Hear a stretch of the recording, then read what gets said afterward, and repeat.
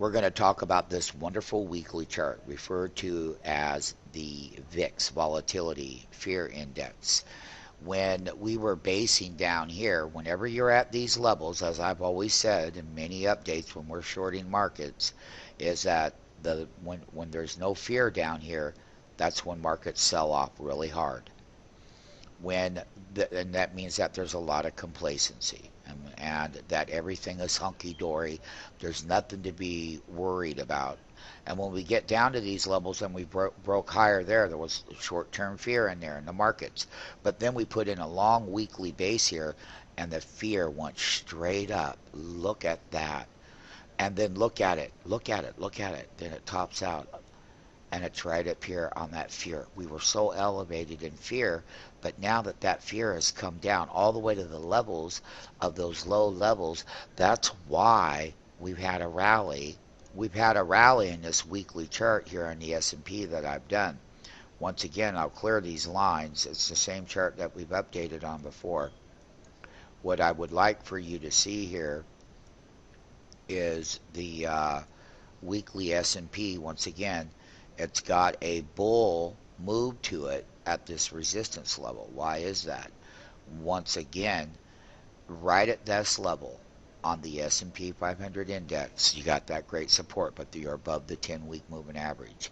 Last time we got above the 10-week moving average, that rising blue line, that was very bullish for those weeks for the upside of the market. Naturally, with that reversal back below that 50-week moving average, it became quite evident that when we were below the 10-week, that this was the bearish area right here again.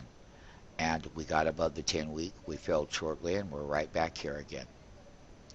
The weekly buy and sell indicator that the public uses is coming back toward the line close to a buy.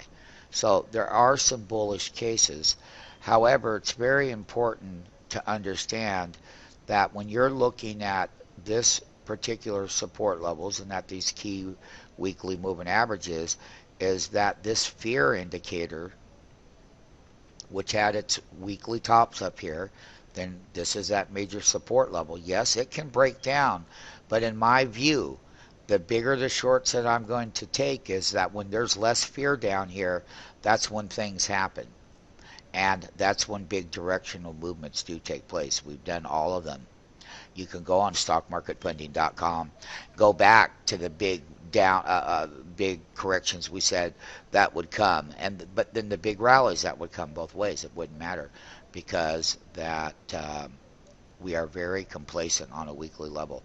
If we stay above this trend line here and we don't break it, then that means if the sphere rises back to 30 and so forth up here where these tops are, then equities would sell off. Now, during the January earnings that we're going into 2000 calendar 12 year, we're closing way down here on the market volatility index. And I'm telling you that for the kind of problems that are going on around the world and everyone being brainwashing everybody, yes, it is Christmas time and Merry Christmas and everything. And my Christmas present to anyone here is that changes start to happen. If we were to come down here and blow up and hit these tops over here in the index, it would look like this. Let's say we come up here to our price level of 1288 and we hit it and we reverse. That's going to knock this down into this support level right across here.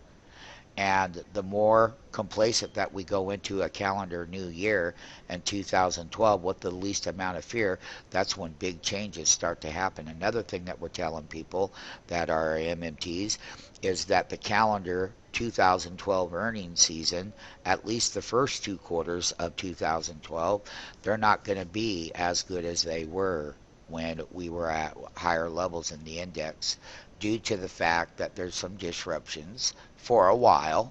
It doesn't mean that it's the end of the world and whatnot. What it does mean is that we're going into a new calendar year with very little fear. We're looking at shorting the other side of this sentiment and making a lot of money. And we're not wrong on them. We have plenty of them on stockmarketfunding.com. Go type in the indexes back in before May 1, how we said they were going to go down in value. So we love to be long the stock market when this is going this way. But then there's a time to come out of the rally.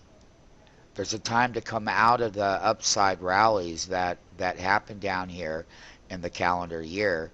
1075 right above that 1100. So when we get back up toward these top trend lines, such as here, and or another trend line such as up there, and the S&P on a weekly level could go up there to those tops. It's certainly, but it's going to have a lot of work just to get above that 50-week moving average and whatnot. And the lower that you go with the least amount of fear, that means that this upside resistance is going to be even less fear.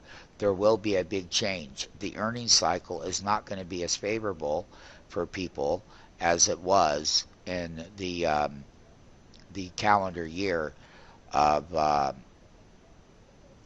2009, 2010, and parts of 2011. There will be a slowdown in those earnings. Merry Christmas to people. Sell into the rallies. The lower the fear, the bigger a move, because the majority of the crowd is wrong, and there's too much going on around the world for you to discount. Certainly enjoy your holidays and whatnot, but if you're invested, you're going to know that if we break up here and take out this trend line right here and start getting up in here, which is this neckline. This is a neckline that we shorted in the earlier part of the year, and that's going to be right there at that 1300 level, because that's where it snapped its back. And that was back in 724. It had already slid the bid for weeks over end. And let me tell you that this side of the rally has not gotten above that 50-week moving average with that fear level coming down. Look for big changes, short selling into the new year.